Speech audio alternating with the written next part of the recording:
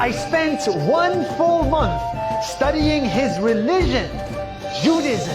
Shalom Aleichem, my friends. I read Jewish books. I taught to Jewish rabbis. I celebrate.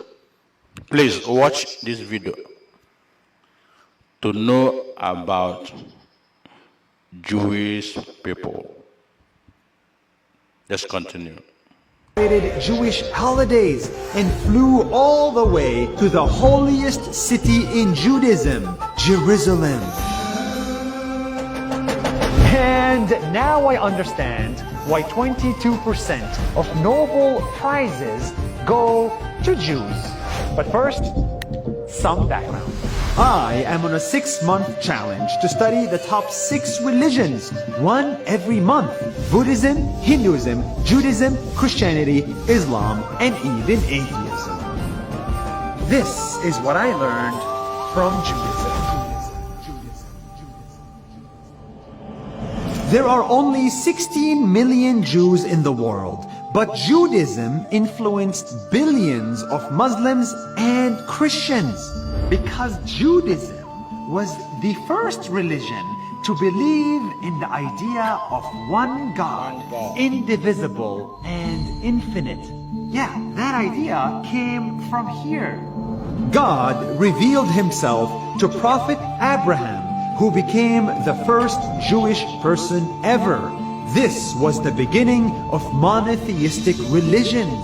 So before Judaism, there was the idea of many different gods, idol worship, paganism, many different tribes. Abraham started Judaism, which taught about one God, and from that we see Islam and Christianity and the whole monotheistic ideal. So it started from Abraham. That's right. And do you like Abraham? A great man.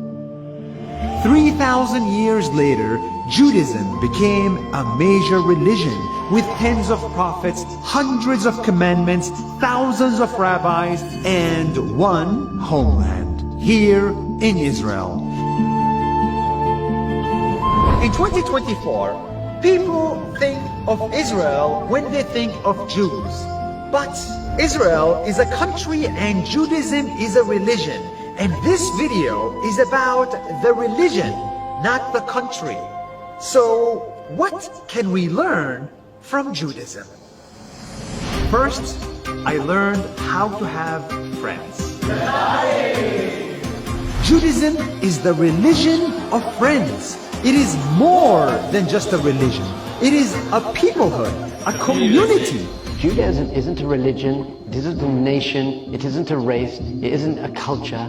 Judaism is a family. Abraham had a son, and then from that family came the Jewish people.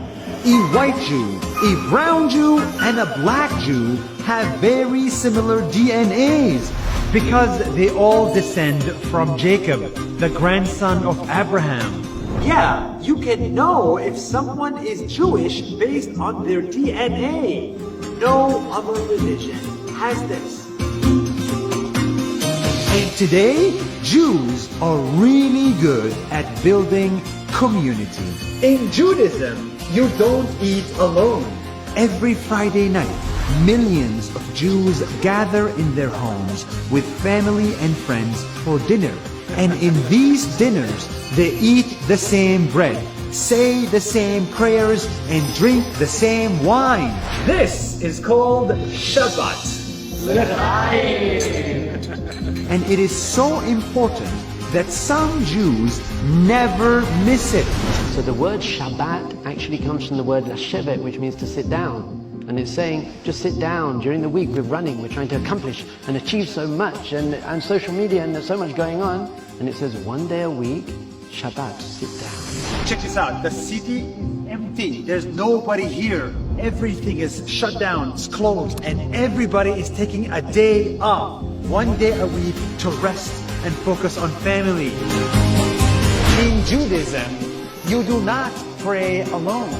Jews have to gather a community of 10 people minimum for their prayers to become even more powerful. In Judaism, you don't suffer alone. When a Jewish person is sick, their name is broadcasted at the synagogue and the community prays for them. In Judaism, you don't travel alone. When a Jewish person travels, they can join a Chabad house in more than 100 countries and make friends there. And in Judaism, you don't party alone. When a Jewish boy turns 13, they become an adult, and the whole community celebrates that 13-year-old kid in one giant party. This is unlike anything I have seen. We really focus on the power of community because we know that one person can't do it on their own. We need each other. All of us feel lonely.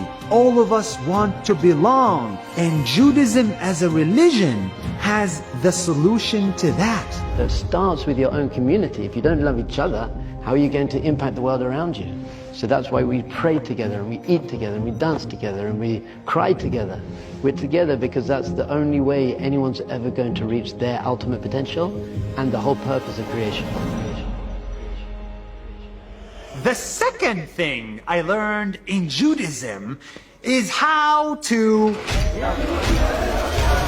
argue, debate, disagree, say no to each other, fight, argue again and again and again. They're not actually fighting, they're just studying. I have never seen such a thing. So there are bad arguments and there are good arguments. Bad arguments are, I hate you, I want to put you down, I want to enforce my opinion and my values on you. Good arguments is, I want to fight it out with you so that we can both come to the truth and we can come closer to each other through the argument. And Jews love a good argument. The way Jews study is done in pairs of two who are supposed to debate religion. It's called Chavruta, which comes from the word friend, chaver. Does anybody here get offended by somebody disagreeing with you and telling you you're wrong? No, because the goal is the same team all the time. No, you On the same team. You get excited. The goal is mutual understanding. In Judaism, debating is part of the religion, and no one gets killed or harmed for having a different opinion. So it's two friends getting together to fight each other, but Have you seen what I see? Have you seen what I see? Watch again. When then learning, maybe they have maybe agreement, no fighting, no breaking bottle, no broken bottle. Watch. Watch now. And no one gets killed or harmed for having a different opinion. so it's two friends getting together to fight each other, but fight for the truth. And when we finished and we close our books, then we shake hands and we have a hug and we go and eat together and pray together. You see? Some people say if you put two Jews in a room, you get three opinions. This is funny, but it's actually a good thing. The more you disagree, the closer you get to the truth. Jews like to argue because we are completely devoted and committed to finding the truth. And maybe that is why 22% of Nobel Prizes go to Jewish scientists. Because of these two major factors, the culture of arguing for the truth and the drive to improve the world and make it a better place, put those two things together, you're going to win lots of Nobel Prizes. That's a lot of them. A lot of them. Baruch Hashem. Thank God. Inshallah.